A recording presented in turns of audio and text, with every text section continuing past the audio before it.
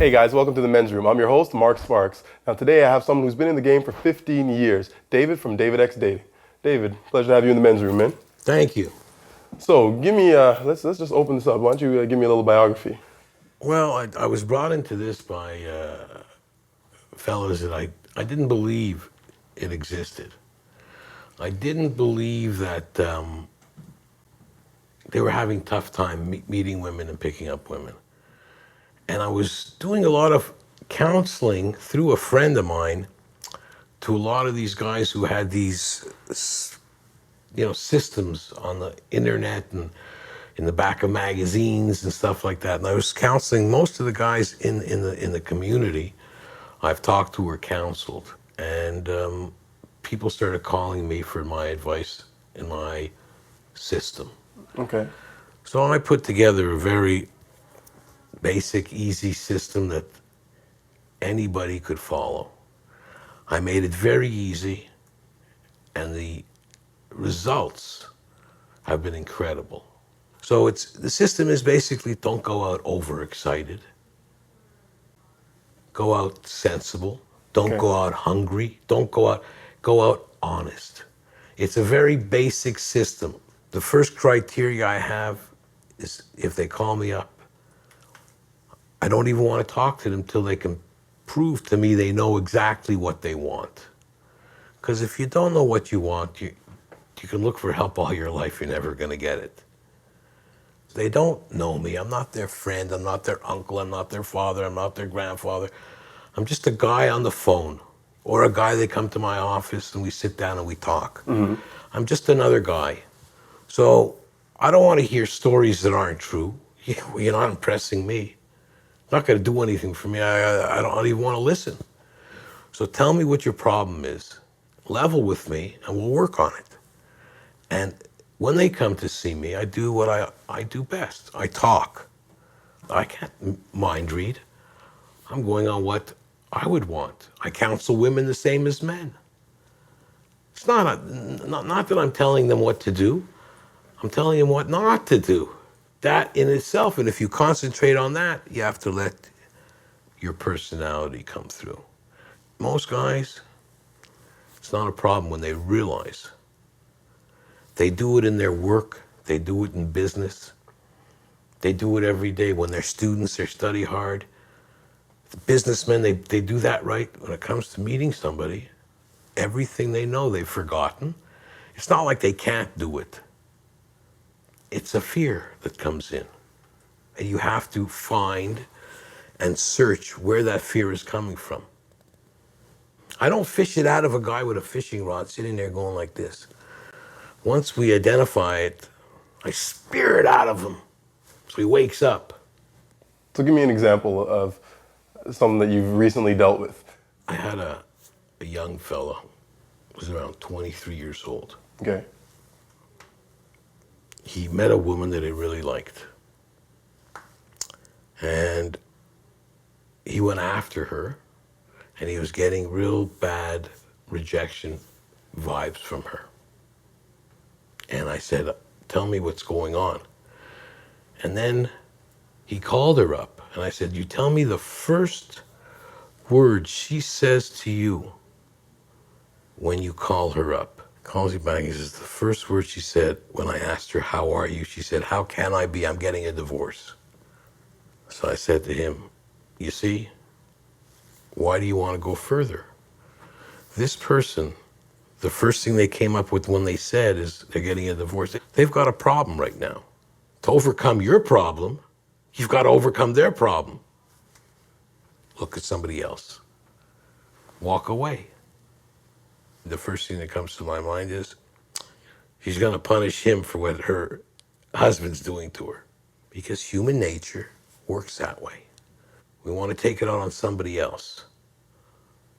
So how am I going to help you get through when what you're dealing with, you shouldn't be dealing with? So that's not his fear, that's her issue. It starts from himself because he's already feeling he's bad. He's doing something wrong. It must be him. It must be him, not her. He's starting that way. Okay. Not looking at the situation real. He's looking, what did I do wrong? Okay. And it's not like it happens once in a while. Most of the guys that call me up always feel that they said something wrong. That's why they were rejected. That they did something wrong. So most of the time you're saying it's not that I'm doing something wrong as a guy, but it's And when you meet somebody who's not very nice, you have a choice. You don't have to talk to them. But if they have nice legs and a nice smile, all of a sudden, yeah, I better just keep chasing after her, even though she's not nice. You have to deal with why you're having that problem. It's a pattern, you know. It's like if you're driving down the street with your car and there's something ticking. You try to open all the windows, try to see where it's ticking from. You know that if you don't take care of it, it's not going to be ticking. It's going to be big problems. right. So you try to fix it right away. Or I bring it into a mechanic and have him work on it. That's right. Right. So I'm a mechanic. I'll find it ticking where it's ticking. You have to pay attention to a woman. It's like your car. If I gave you a Ferrari, you think you're just going to have a soda, let it fall on the floor and spill? Or are you going to take care of it? Or if the door doesn't close properly, you're going to have it fixed. You're going to polish it. You're going to love it. You're going to want it to be there the next day. That makes sense. Don't go sticking your dick in the tailpipe now. Like no bananas in the tailpipe. 15 years, that's a long time. What's your theory on women and approaching them? Because everyone has their own method. I mean, I don't have a method. I keep telling you, you see, you're also guys who believe there's a magic formula, a method, like an elixir, magic words. There's nothing magic. It's two people. They get together. You want to be open and honest as much as you can because you're going out to buy that Ferrari. Or maybe you just want it for a test drive. But you still want to know a hell of a lot about it. You want to know where all the controls are, you want to take care of it. You're going to respect it. But you'll do that to a car, but you won't do that with a woman. Why? I look at every woman like a Ferrari. Like I'm going to respect it. And I'm going to take care of it. That's my attitude. I have a motto. When I was going out, my motto to all the women was, I'd like to spend some quality time with you and be able to put a smile on your face. Like, were you always like this? Because, I mean, I know for myself, I wasn't always a super confident guy. I wasn't always, you know what I mean? You know what? Let me ask you something. I have to interrupt you. I'll tell you why. Okay. You don't have to be confident, but I'm saying to you like this. You see a beautiful woman. You see that woman, something that does inside of you, it says, ooh, I like that. And you go over and you say, something about you attracted me. Well, that takes a certain level of confidence in and of itself. But why should it? Well, it has to. I mean, for you to talk to anybody who's strange, or anyone who's not, because I'm strange. touche. For you to talk to as an individual, if I talk to anybody who's outside of my circle, if I don't know you and I have no reason to talk to you, you got to get to that point first. You know what I mean? You see, I was a shy guy. You might not believe that. Yeah. Well, I was just like everybody else, shy. But you see, the one thing I had maybe that the other guys don't have is what I wanted. Pushed away my shyness. I would be shy. I would be hard to do. I'd say to myself, go do it. And I would just go do it. It's like they say, get over it. You know, when you were a little kid, when you were a little kid, if I'd give you a little slap like that, you'd start crying. Oh, what happened? You got over it. It's the same thing. When you were shy and you'd run behind your mother. right. Do you do that? But there's still lots of guys who still do. That's, you know what I mean? Like, there's still guys who, if I give a little slap, they're going to cry about it. That's why I'm making money on this. Are you kidding? There's thousands. Right. But every guy is not hopeless, and every guy can be helped. That's what I'm saying. There's not one guy who's any different than me. To be natural and talk to people, the worst comes off, they say, I spoke to an interesting guy. I don't wish anybody any harm. I'm just there to have a good time. Good time is communication. Women love to communicate. I know that because they've told me that. And when I communicate, they pay attention because somebody's paying attention to them. That's the formula. So what makes you a good communicator? I'll tell you. Same thing that makes me whatever else I do really well. Okay. I'm honest to a fault. I say what I think. So there's my communication. It's not a big secret. I don't have to think one thing and then think of something else. Maybe I'm not a smart guy. So I don't have to think of a lie because that's what they want to hear. So I tell them what I'm thinking. And I only have to think about one thing. I have to think about what I'm thinking about and what I'm going to say I'm thinking about.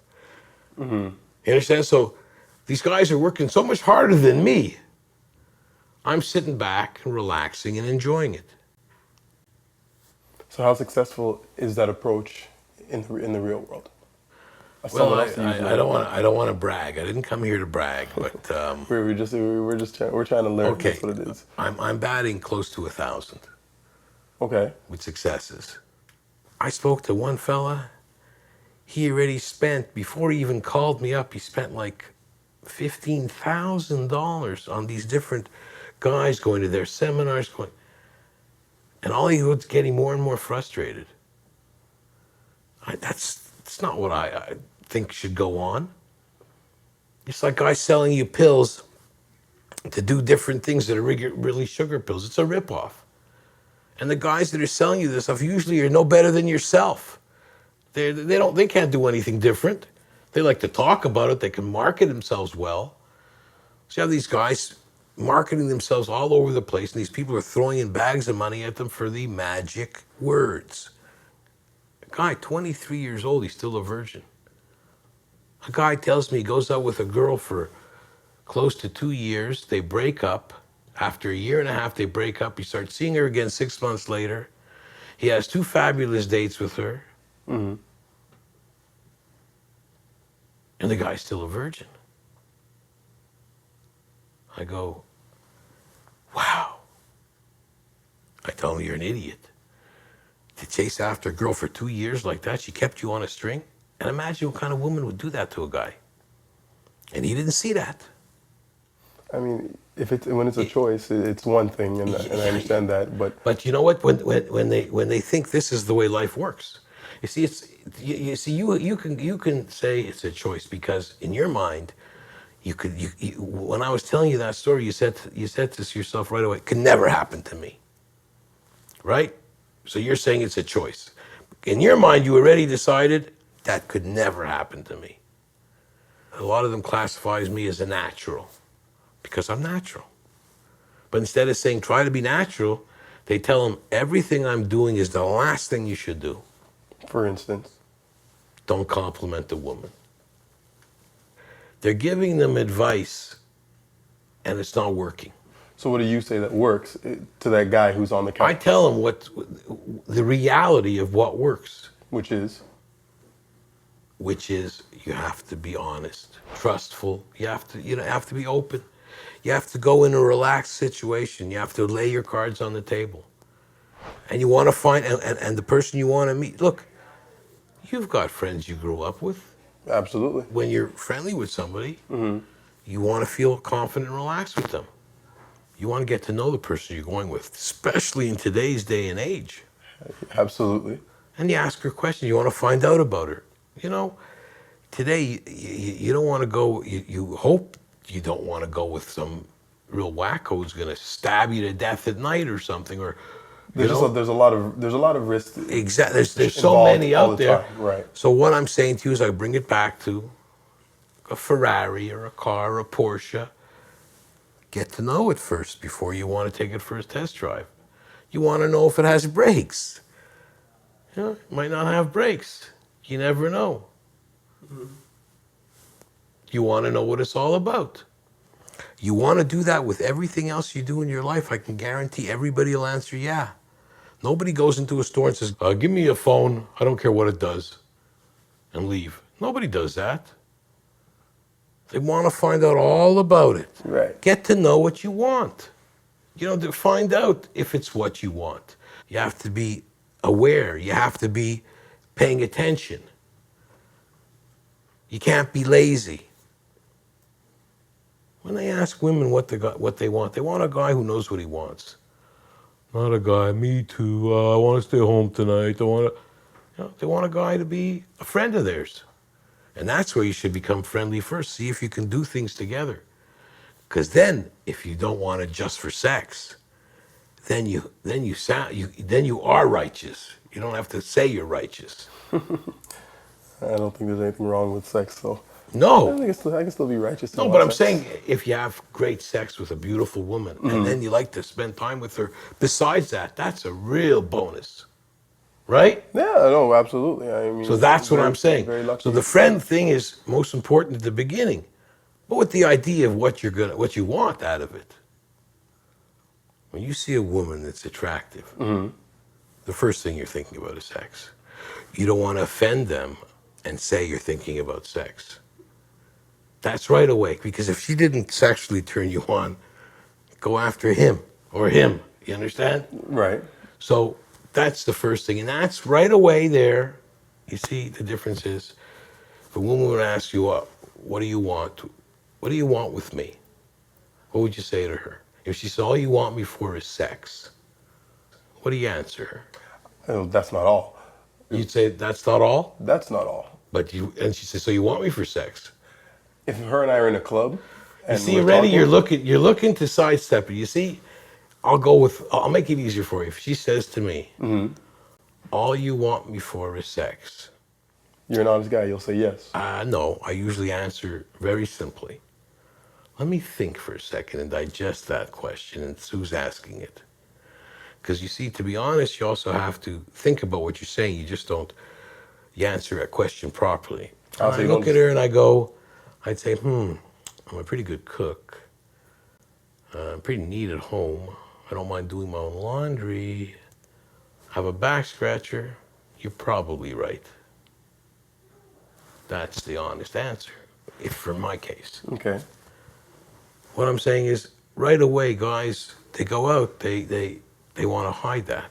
You have a lot of guys who you refer to them as graduates. Yeah, Grads. that's the best thing for me. When a guy they send me a beautiful email that they're so happy with what I thank you, great, fabulous. That's all I care about. A lot of guys have relapses. I have to tell you, it happens a lot. Because what happens is, after they meet a girl, they have a relationship, I don't hear from them again. And 2-3 years later, if they break up, all of a sudden the guy's devastated, because what runs through his mind, either at the beginning of that relationship or near the end of the relationship, if I lose her, I'll never have another woman in my life again. I'm no good. I'm useless. It reverts back. So they hang on to a lot of bad relationships. So they graduate, but then they fall into the lazy maintenance mode. And what do you characterize that as? They fall back into their old habits. And that's when women get to start, losing respect for the guys. They're lazy. They don't pay attention. I'd say about a good 20% fall back into getting lazy again. A very smart teacher that I had when I was very young told me one thing. He says, a teacher only teaches you how to learn. You spend the rest of your life learning. They just give you a little bit of help at the beginning to learn and retain. You have to take care of the rest yourself. I don't blame my parents, and I don't blame any of these guys' parents, and I've heard some hard luck stories. But blaming the parents or blaming their ex-girlfriends, it's called history. And history doesn't give you a future. It gives you history. Yeah, man, it was a pleasure having you on the show. Thanks for coming into the men's room. All right, guys, let's take a look at our 5 takeaway points from David X. Point number 1, you got to pay attention to women. You got to treat them with as much love and respect as you would a Ferrari. Point number 2, be open and honest in your conversation. You should adopt David's great motto, I'd like to spend some quality time with you and put a smile on your face. Point number 3, the good news is no matter what your sticking point, it can be overcome. Being good with women is a process that can be learned. Point number 4, get to know what you want and be very clear with your intentions. This will give you clarity before you begin your approach. Point number 5, be careful once you get started not to fall back into your old habits like being lazy. These habits will hinder your progress, so make sure you know your old patterns and push through them. And remember, there's no such thing as failure, only opportunities to learn. And in life, class is always in session. I'm Mark Sparks. We'll see you next time in the men's room.